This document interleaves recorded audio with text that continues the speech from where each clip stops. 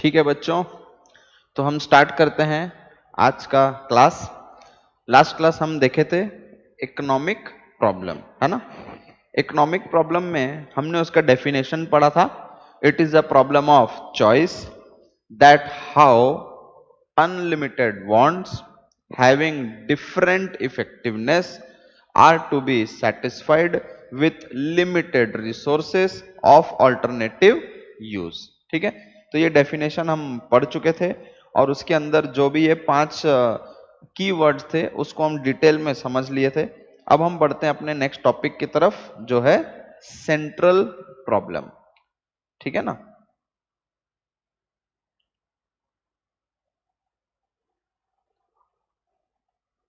साथ साथ मेरे लिखते चले जाएंगे, ठीक है।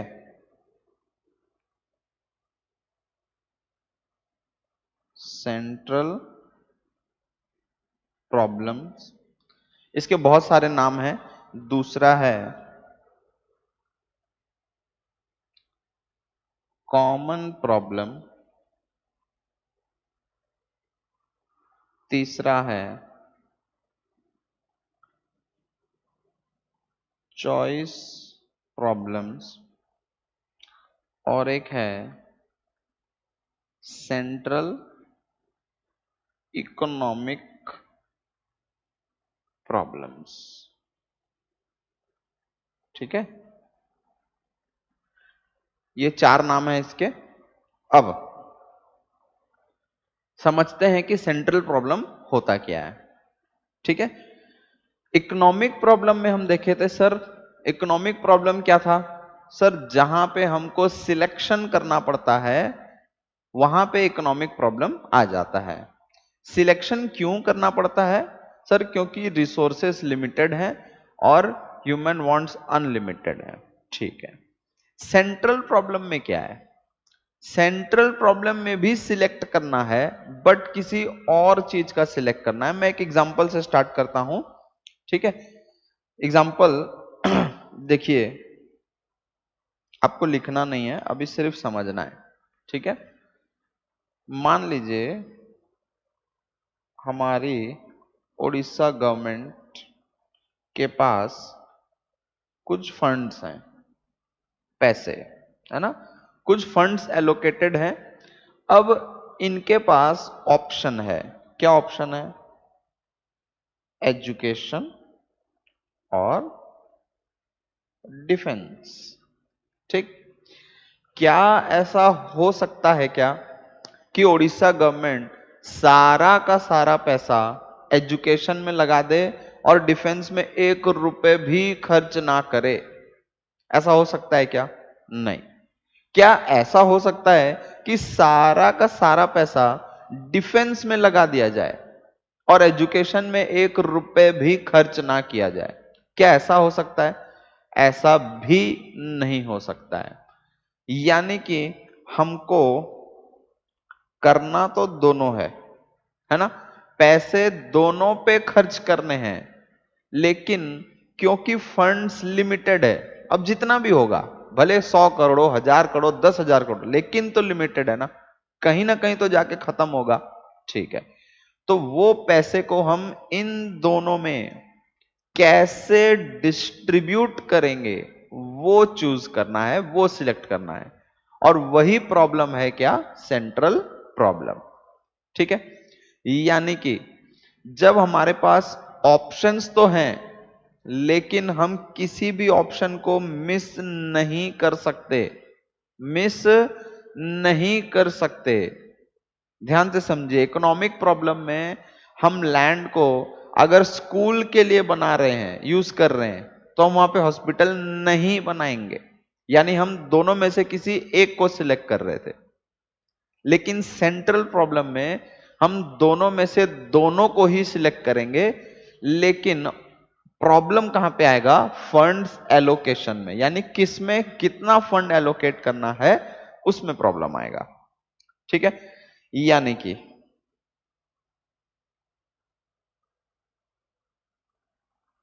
ठीक है, तो अब लिखिए मेरे साथ, central government sorry central problem क्या होता है? Compulsion of making choices among the various alternatives। ठीक है, ध्यान से देखिए, पहला वर्ड ही क्या है? कंपल्शन, यानी हमको कंपल्सरी चॉइस करना ही पड़ेगा। ठीक है, कंपल्सरी है, क्योंकि हम इसमें से किसी एक को छोड़ नहीं सकते। तो आप यही एग्जांपल लिख लीजिए। ठीक है, उड़ीसा गवर्नमेंट के पास है बजट एक्स, कोई भी एक्स अमाउंट हो सकता है, और वो एक्स लिमिटेड ही होगा, कभी भी अनलिमिटेड नहीं हो सकता। ठीक है ना?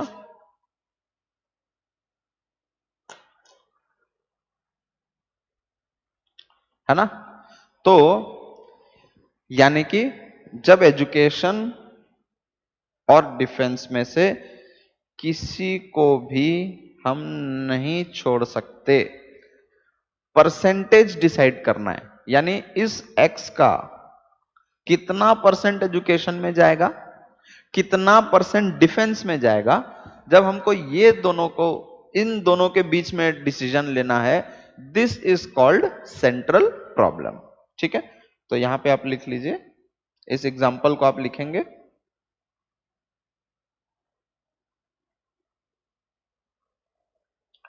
Compulsion to select both. है ना? कंपल्शन है, हम किसी को छोड़ नहीं सकते, लेकिन डिसाइड क्या करना है? Just decide the ratio of funds. है ना? फंड्स किस रेशियो में डिवाइड होगा, वो हमको यहां पे सिलेक्ट करना है। ठीक है, अब एक और एग्जांपल लेते हैं।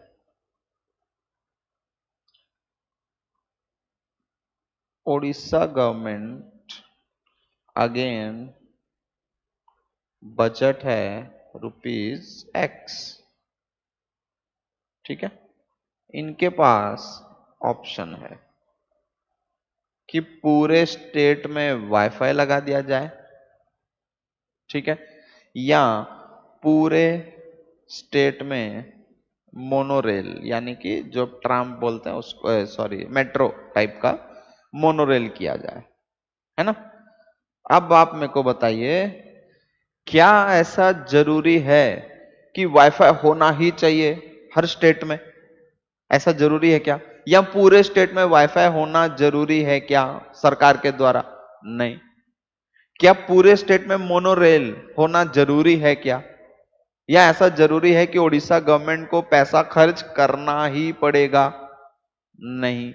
बजट है, हमारे पास ऑप्शन है, हम चाहें तो दोनों कर सकते हैं, या चाहे तो दोनों में से किसी एक को कर सकते हैं। यानी कि हम यहां पे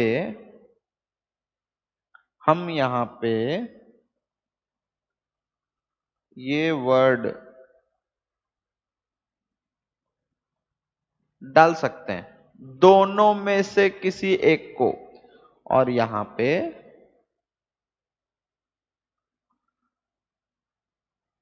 एंड वर्ड आएगा। यहां सेंट्रल प्रॉब्लम में दोनों में से किसी को छोड़ नहीं सकते, तो अब ये क्या हो गया? ये हो गया क्या? Economic problem. पहले ही तो पढ़ के आए थे हम लोग कि जब हमको किसी एक को सिलेक्ट करना पड़े, क्योंकि क्यों? रिसोर्सेस आर लिमिटेड, हम दोनों में से किसी एक को सिलेक्ट करेंगे।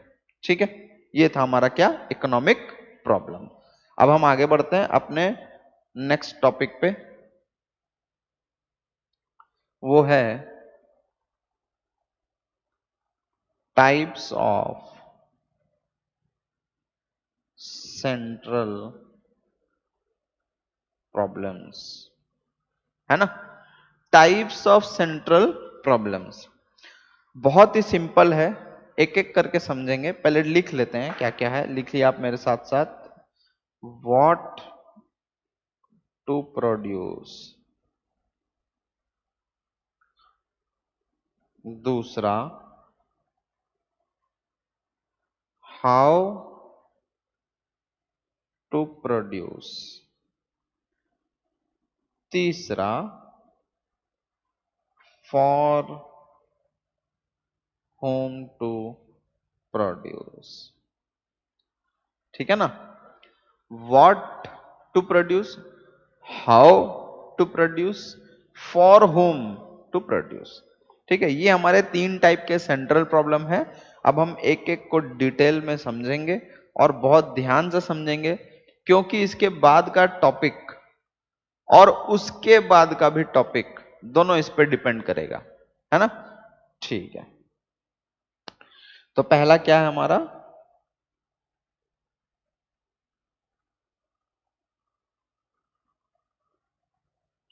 What to produce.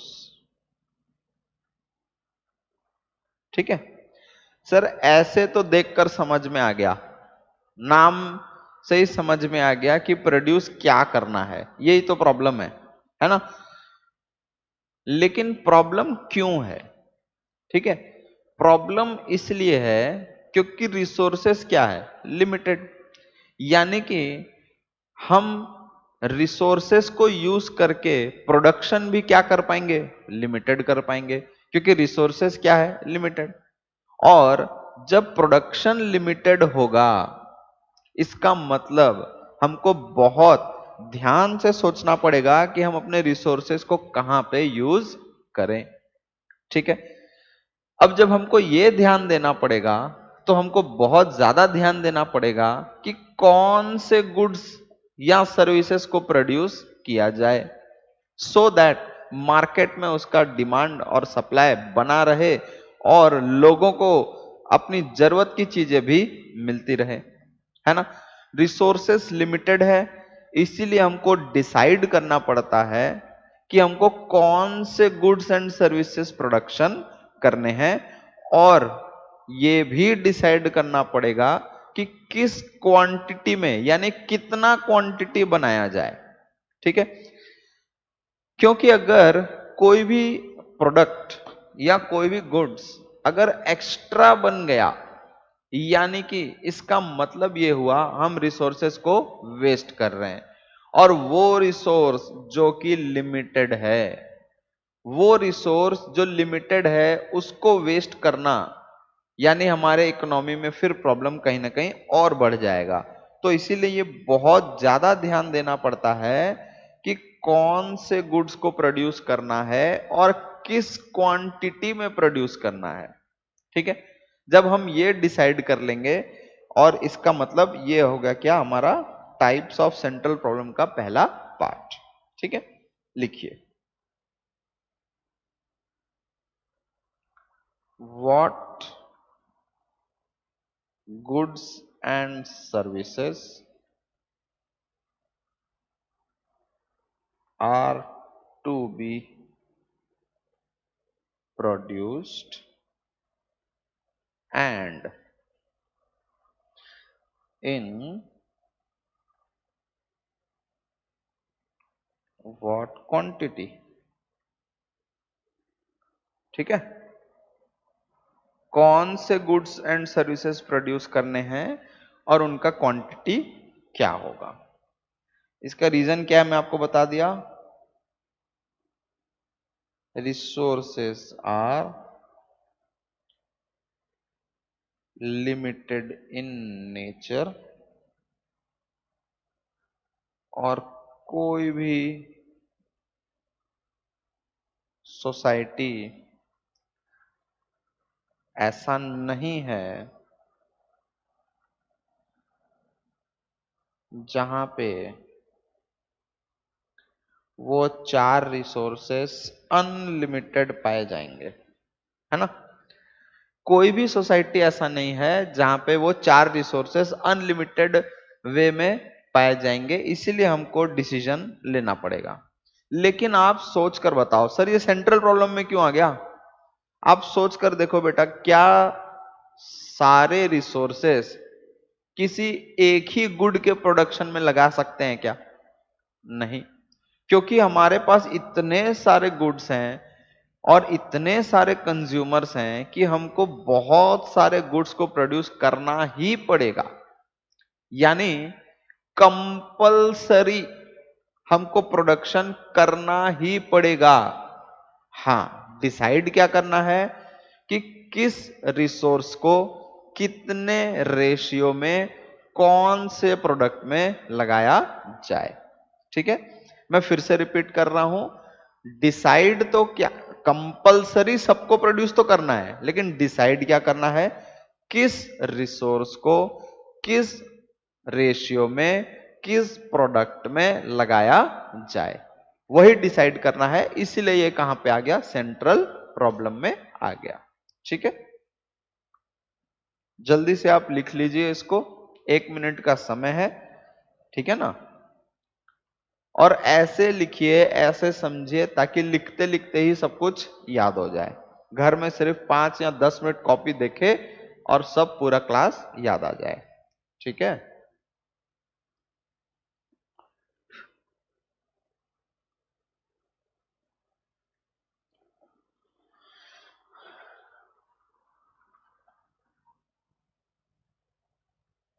ठीक, इसका एक एग्जाम्पल भी लिख लेते हैं।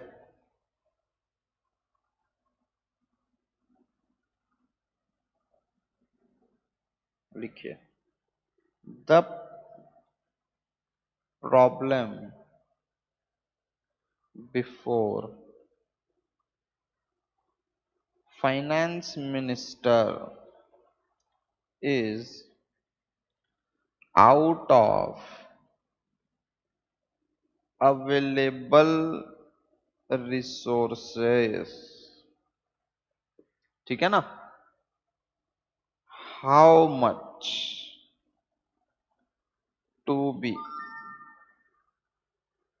allocated for, ऊपर जो हम एग्जांपल लिए थे, defence, and how much for education.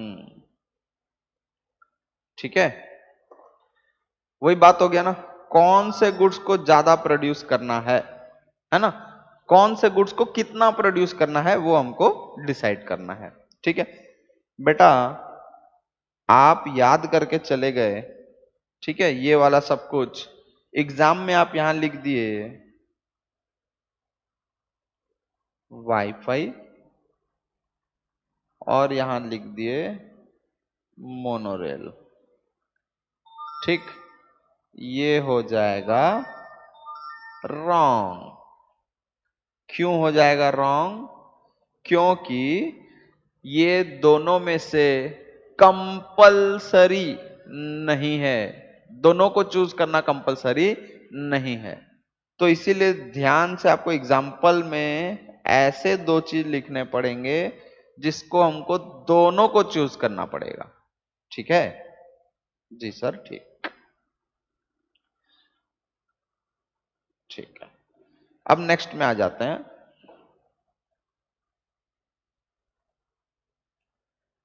How to produce.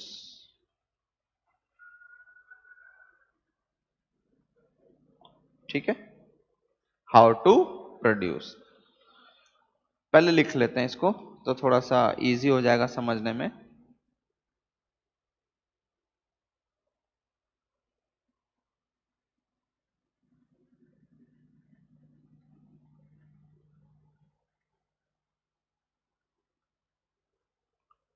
What type of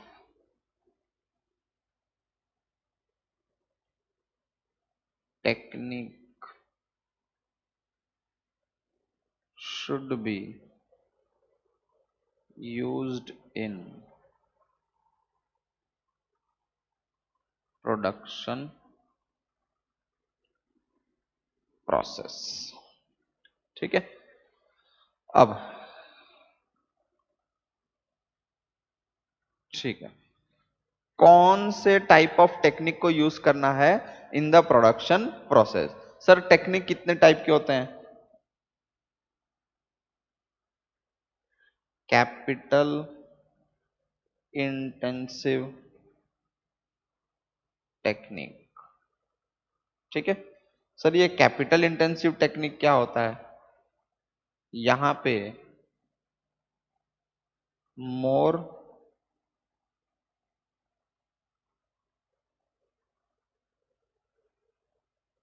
machines are used, किससे?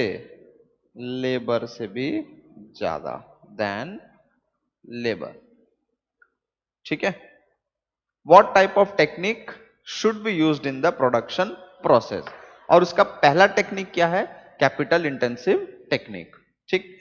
अब इसका मतलब क्या है या ये प्रॉब्लम क्यों है? ठीक है सर, मशीन यूज करेंगे तो अच्छा ही है, हाँ बेटा जरूर अच्छा है, लेकिन आप ये सोचकर देखो कि अगर सारा काम मशीन ही करेगा तो बाकी के जो लेबर क्लास पीपल हैं वो कहां जाएंगे?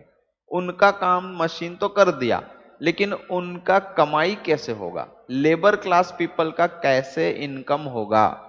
ठीक है, क्योंकि एक बिजनेसमैन जब बिजनेस करता है तो वो साथ ही साथ लेबर का या इकोनॉमिक वेलफेयर में भी हिस्सा लेता है। यानी उनका अगर वेलफेयर होगा, लेबर का वेलफेयर होगा, तो इकोनॉमी ऊपर जाएगा।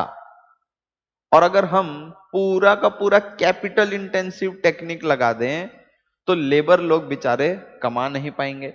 और अगर हमारे जैसा कंट्री, वहां पे लेबर क्लास पीपल ज्यादा हैं, अगर वो नहीं कमाएंगे तो इकोनॉमी और पॉवर्टी लाइन में, यानी हमारे इकोनॉमी में और पॉवर्टी बढ़ जाएगा, ठीक है। यानी कि दूसरा टेक्निक क्या है सर? दूसरा है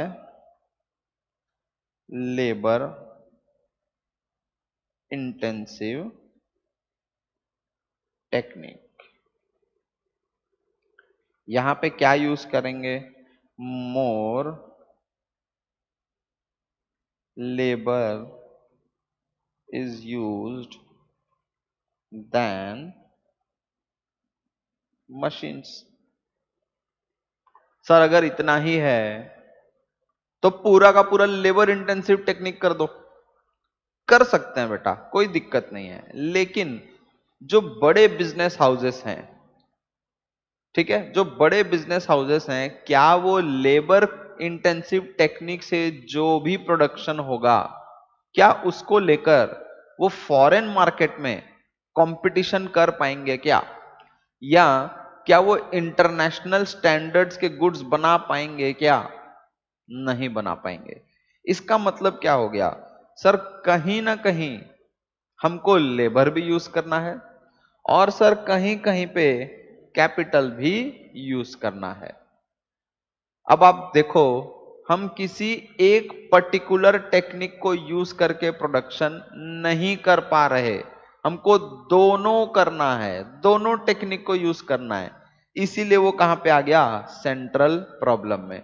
तो सर डिसीजन क्या लेना है? प्रॉब्लम क्या है? प्रॉब्लम यह है कि किस हद तक हम कैपिटल इंटेंसिव टेक्निक को यूज करें और किस हद तक लेबर इंटेंसिव टेक्निक को यूज करें, सो दैट एक बैलेंस बना रहे।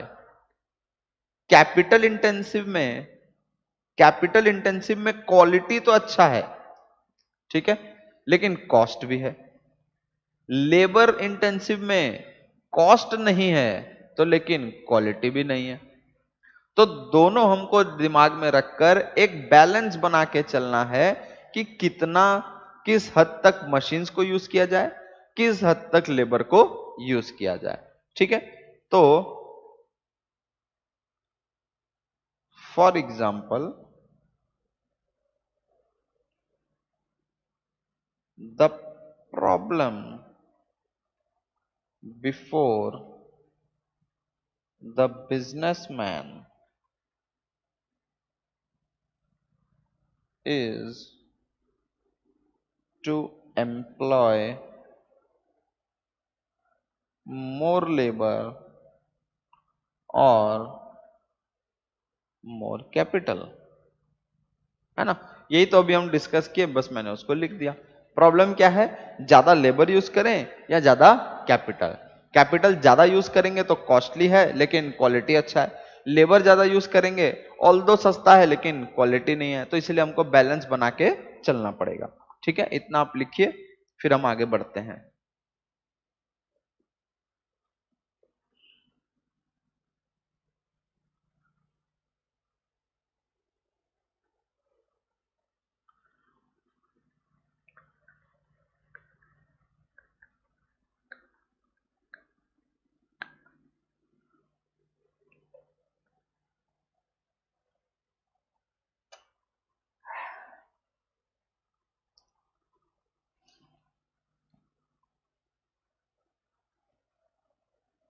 ठीक है,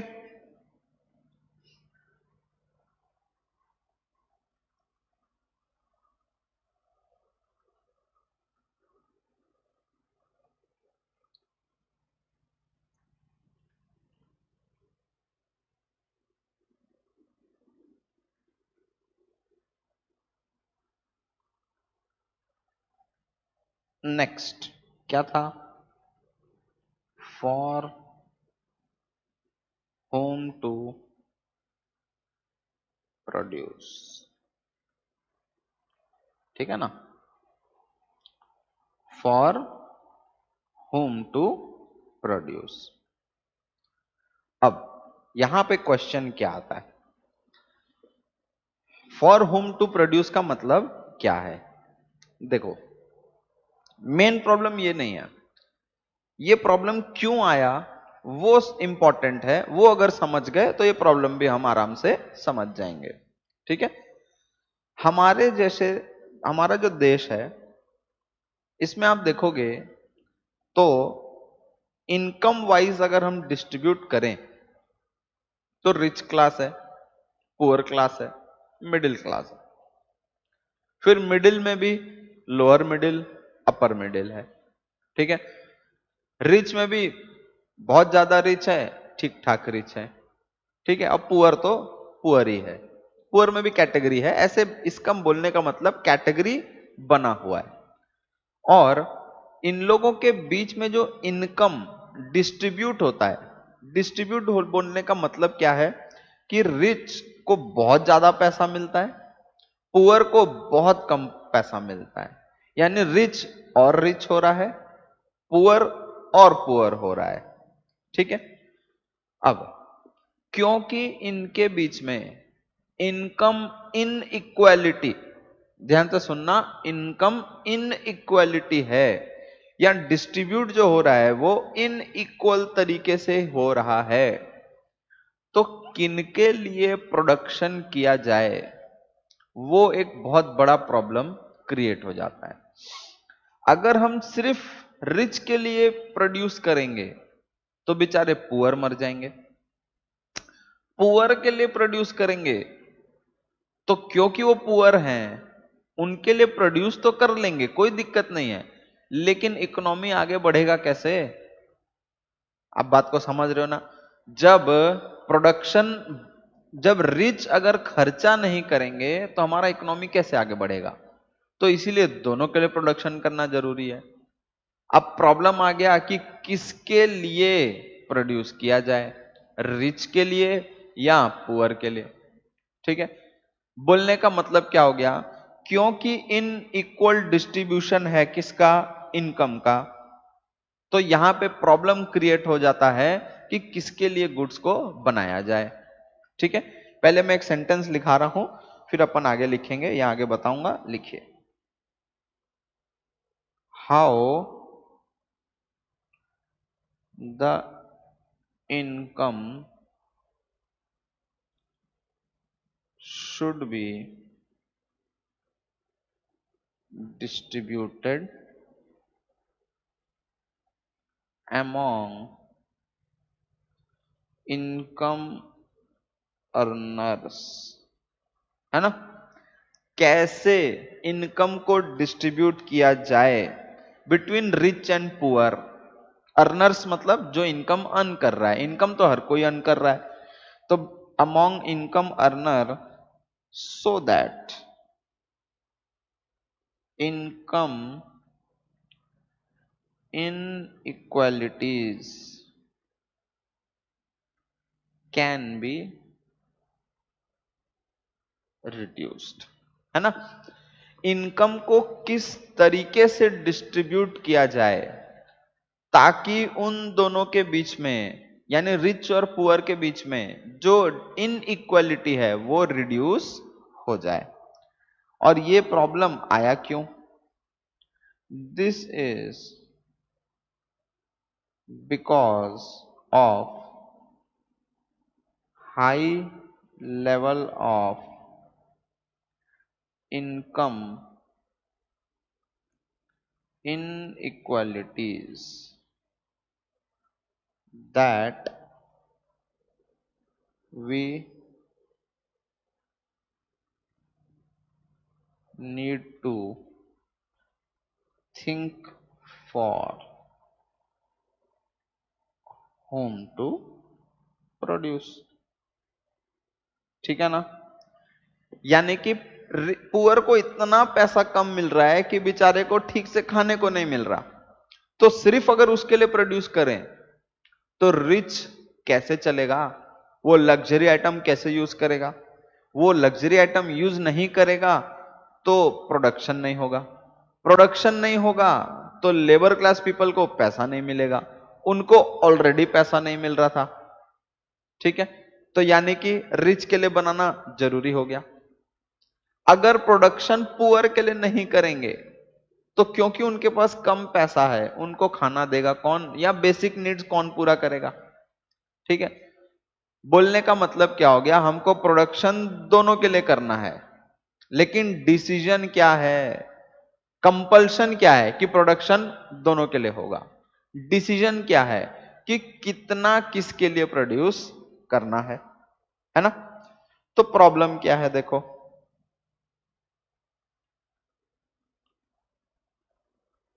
the problem is what should be. क्योंकि हम फैक्टर्स ऑफ प्रोडक्शन पे जा रहे हैं तो हम ये डिसाइड करना है हमको कि वेज रेट क्या होगा, रेंट रेट क्या होगा, इंटरेस्ट रेट क्या होगा, और प्रॉफिट्स रेट क्या होगा। ठीक है, वेज किसको देते हैं बेटा? लेबर।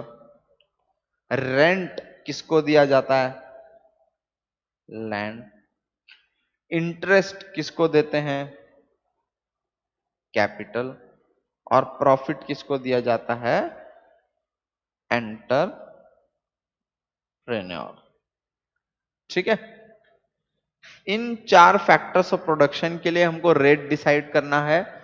ये रेट डिसाइड, अच्छा अभी आपको नहीं लिखना, ये इतना ही लिखना था, ये रेट डिसाइड क्यों करना है या किस तरीके से करना है, इसलिए डिसाइड करना है ताकि ये लाइन पूरा हो जाए, सो दैट इनकम इनइक्वालिटी क्या हो, रिड्यूस हो जाए। आप एक बार सोचकर देखो, अगर इनकम इनइक्वालिटी रिड्यूस हो गया, यानी मोर और लेस सबको सेम पैसा मिल रहा है या बहुत ज्यादा डिफरेंस नहीं है, तो जो नीचे क्लास के पीपल होंगे उन लोग भी अच्छे से खाएंगे पिएंगे और अपने गुड्स और सर्विसेज को यूज करेंगे, रिच क्लास भी गुड्स एंड सर्विसेज को यूज करेगा, तब जाके कहीं पे ये प्रॉब्लम हमारा धीरे धीरे सॉल्व होगा। ठीक है, तो इनकम इनइक्वालिटी के वजह से ये प्रॉब्लम क्रिएट होता है और इसको सॉल्व करने के लिए हमको ये सब कुछ डिसाइड करना पड़ेगा। ठीक, तो बेटा ये था सेंट्रल प्रॉब्लम और टाइप्स ऑफ सेंट्रल प्रॉब्लम। ठीक, उम्मीद करता हूं कि आपको सब कुछ समझ में आ गया हो, और ये तो ज्यादा उम्मीद करता हूं कि घर जाकर पूरा पढ़ोगे, सो दैट हम आगे के नेक्स्ट क्लास में हम अपने टॉपिक को आगे बढ़ा सकें। ठीक है, आज के क्लास में बस इतना ही, बाकी हम फिर मिलेंगे नेक्स्ट क्लास में। ठीक है, थैंक यू बेटा।